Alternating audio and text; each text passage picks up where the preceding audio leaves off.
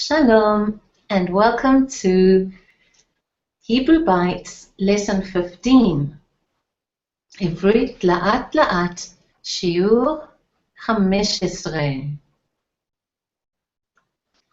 We'll begin with the blessing. Blessed are you, O Lord our God, King of the universe, by whose word with all its letters heaven and earth were made.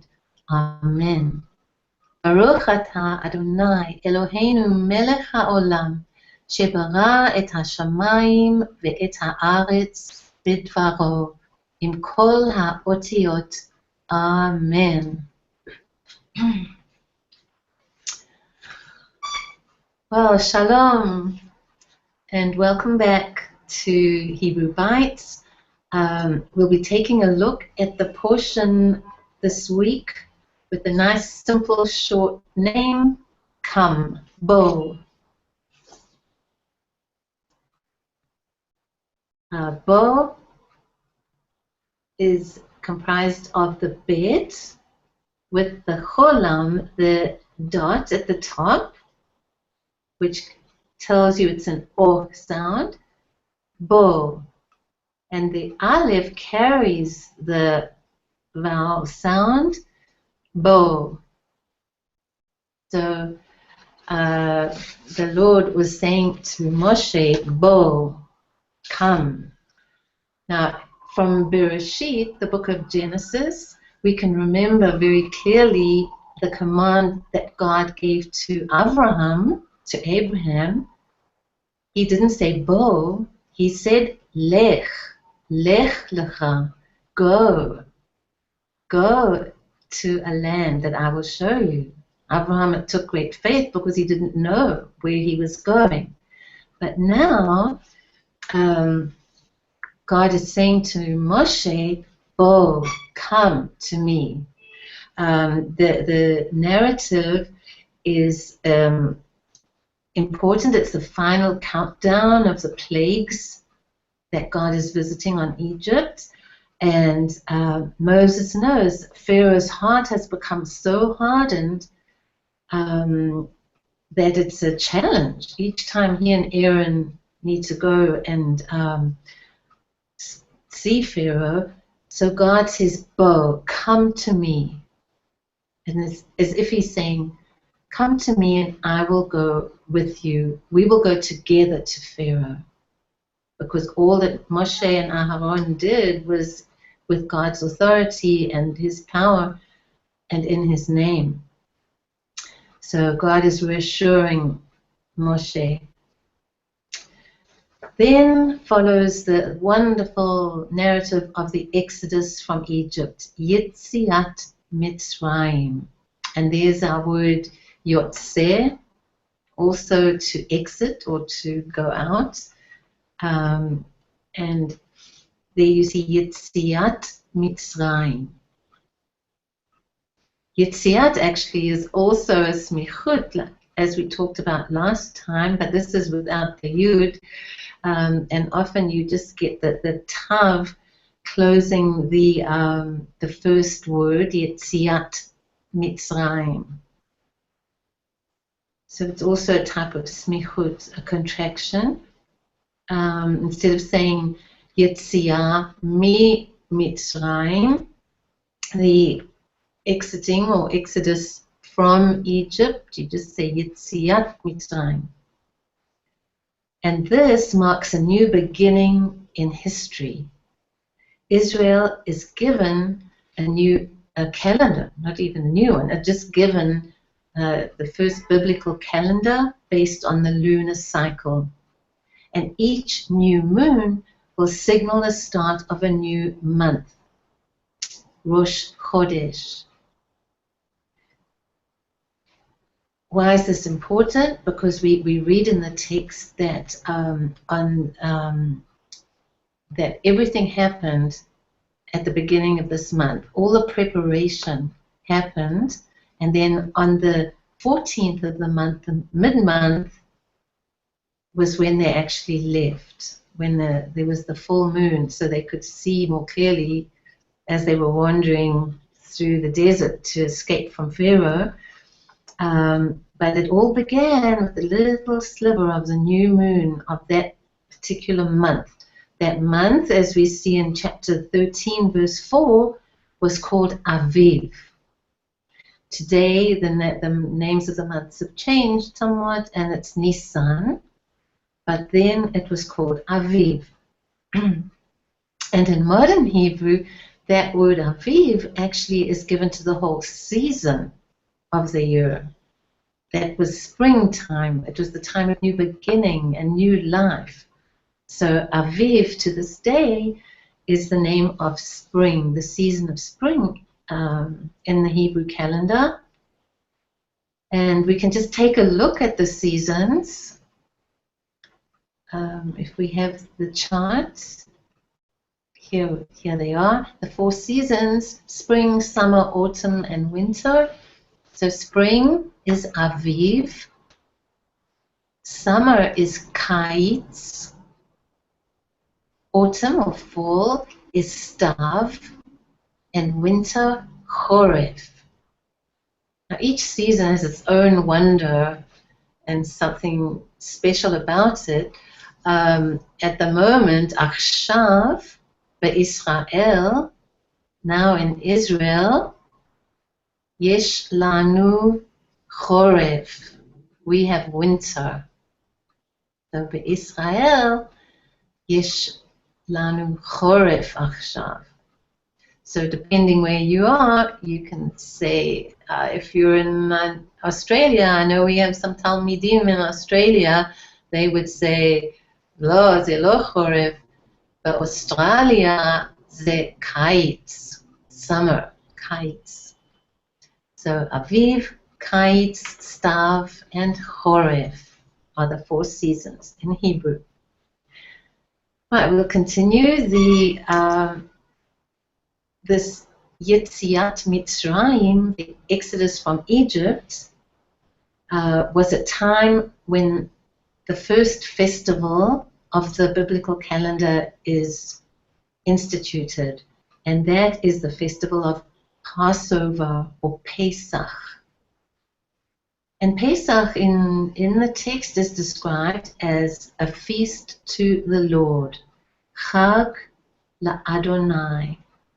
Some of you know the word Chag already for festival because we say Chag Sameach, have a happy whatever it is, happy festival. So sometimes you can say Chag Pesach Sameach, or Chag Purim Sameach, or Chag Sukkot Sameach. Chag is festival, and they are noted as Chag LaAdonai, a feast to the Lord. And we see it was set in place as an everlasting ordinance, Chukat Olam.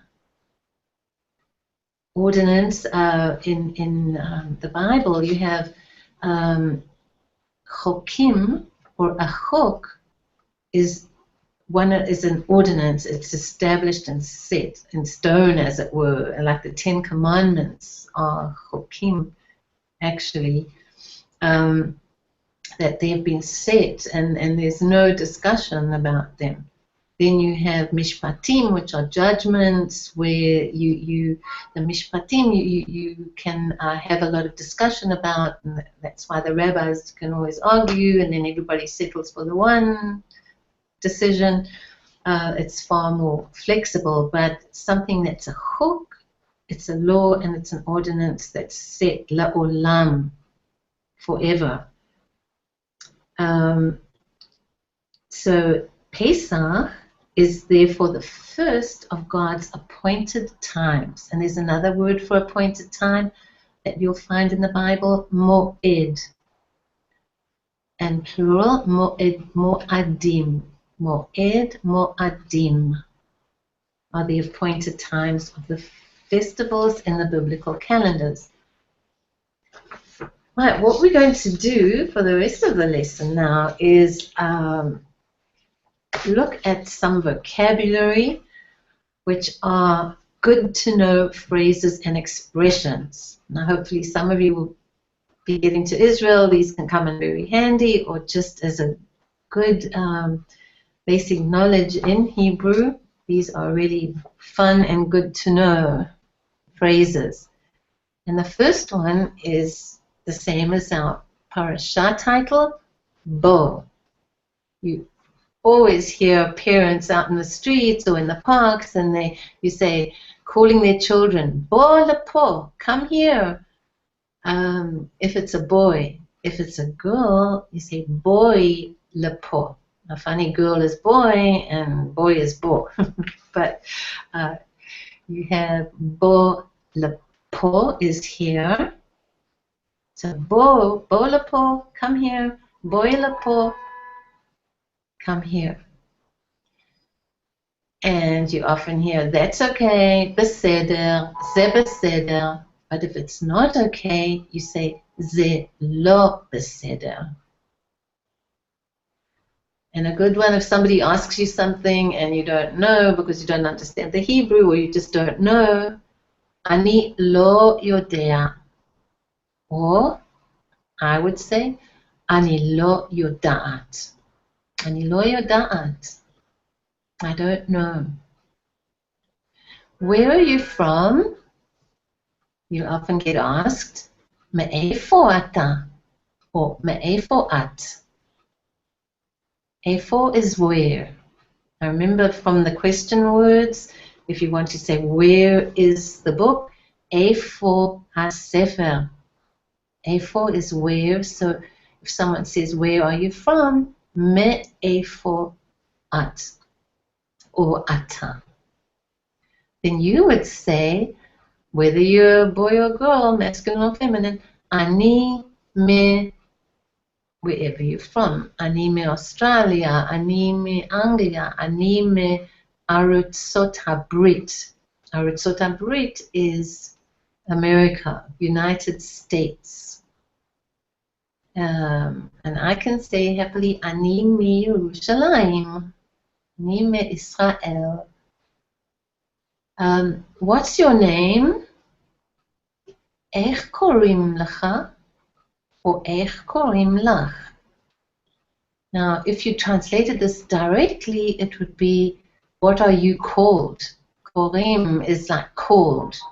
So in English, it sounds a bit funny. You say, what are you called? And you say, I'm called such and such. But in Hebrew, that's the way it is. Ech korim lecha? Ech korim lach? And you would say, korim li, whatever your name is. Korim li Keren. Uh-oh, I just saw I made a mistake on the chart there. Ech korim, that should be my name is. So if you can cross that out, it's and write there, my name is. Korim li Keren or korim li, whatever your name is. Cindy, or korim li Jenny, korim li Susan, korim li Marie, korim li David, korim li Jimmy, whatever your name is, you put it there. Wait a second, chake rega, and often you just hear rega, rega, wait, chake, chake. Wait a second, chake rega. Rega is a second. Chake, to wait. Lechakot is wait, to wait. Awesome. Oh, if you like something is really great, madhim, madhim. Please, bevakasha, bevakasha, bevakasha is please. And you all know, thank you, toda. So if you say to somebody, toda rabah, thank you very much for doing something, you often hear, bekef, with pleasure. It's a pleasure. So, bekef. And a lot of people also use it as a word for fun. Oh, they say, eze kef, what fun. So, kef is really fun, but if you say bekef, it means with pleasure. It was a pleasure. Without a doubt. Bli sofek. Bli means without, and sofek is a doubt. So bli sofek, without a doubt. So if you say, I have a doubt, you would say, yesh li sofek. But without a doubt, bli sofek. No problem. Ein baya. Ein, no. Baya. Baya, problem. So if there is a problem, you would say, yesh baya. Oi, yesh baya. Oi, there's a problem. But hopefully you can say, ein baya, no problem. If you use the phrase from A to Z, say, okay, let's go through the whole thing from A to Z. You would say in Hebrew, me aleph ad tav. As you know, aleph's the first letter and tav is the last letter. Me aleph ad tav. By the way, derech agav. Derech agav. Derech is a way. If you say, hu holech bederech, he is walking on the way or in the road, you would say derech. So either way, derech agav. Oh, and this is a good one. You often use, okay, that's it. Zeu ze. You can use that in many different ways. If you finish some work, you could say, phew, zeu ze. That's it, finished. But if somebody's really in an argument, or sometimes you hear people getting really upset, or they say, zeu ze, that's it, I'm going. That's it, zeu ze. So that's actually a good one, zeu ze. Have patience, also good in Israel, savlanut. Savlanut. So you often hear people, if they're getting agitated, people say, savlanut, savlanut, have patience. But then you could hear, shtuyot, nonsense. Shtuyot.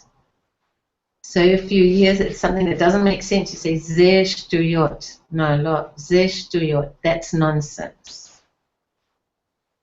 Exactly. Bediuk. Bediuk. We can use that either in having an exact measurement, say, oh, that fits, bediuk. Fits in exactly. Or if you're agreeing with somebody in a conversation and you say, exactly, that's right, bediuk. The food is tasty. Ha'ochel ta'im. Ta'im is tasty. And I see there's somehow an extra tzadi sofit got in the Hebrew, so please cross that out if you're looking at this. And I haven't had a chance to correct it.